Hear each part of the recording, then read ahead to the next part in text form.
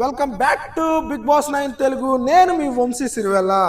చూశారు కండి, captaincy task అయితే సక్సెస్ఫుల్లీ కంప్లీట్ చేశారు. ప్రతి ఒక్కరు చాలా బాగా ఆడారు.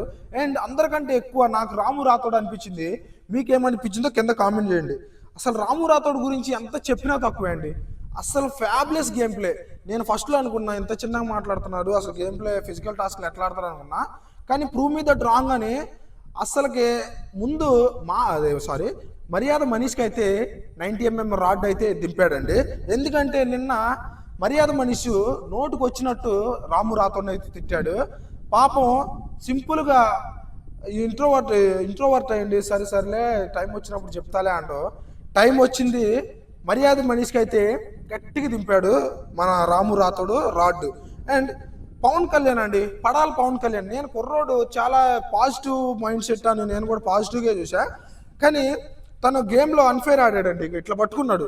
ఇట్లా పట్టుకుంటే వాళ్ళందరూ చూశారు, అక్కడ కూర్చున్న వాళ్ళు సెలబ్రిటీస్ కామనర్ చూసి ఎంత చెప్పినా ఇంట్లో నేను పట్టుకోలేదు అని అక్కడెక్కడ నాకు కొంచెం అబద్ధం ఆడినట్టు అనిపించింది, అన్ఫేర్ గేమ్ ఆడినట్టు అనిపించింది. అండ్ దాన్ని మర్యాద మనీష్ అయితే చూడలేదు. అయినా సరే వీళ్ళు ఎక్కడ గట్టిగా వేసుకుంటారో నామినేషన్స్, నాగార్జున సార్ అందులో నిన్న ఇమానుయల్ విషయంలో అన్ఫేర్ చేసాం, ఆయనకు కూడా తెలుసు మర్యాద మనీష్కి అన్ఫేర్ చేసాం. ఇక్కడ చూడపోయినా సరే పవన్ కళ్యాణ్ నేను చూసా, ప్లీజ్ కోఆపరేట్ దిగి అని అసలుకి తనకి తిమ్మిరి పిత్తి గేమ్స్ అంటారు చూడు, అట్టుంది ఆయన పరిస్థితి.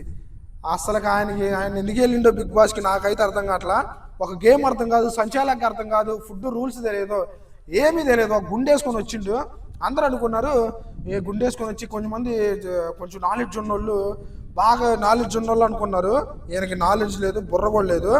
అండ్ శ్రీజ గారి గురించి ఎంత చెప్పినా తక్కువే. దమ్ము శ్రీజ దమ్ముతో కెప్టెన్ చేసింది సంజన గారిని. Super game play. సంజన గారు అయితే కెప్టెన్ అయిపోయారు.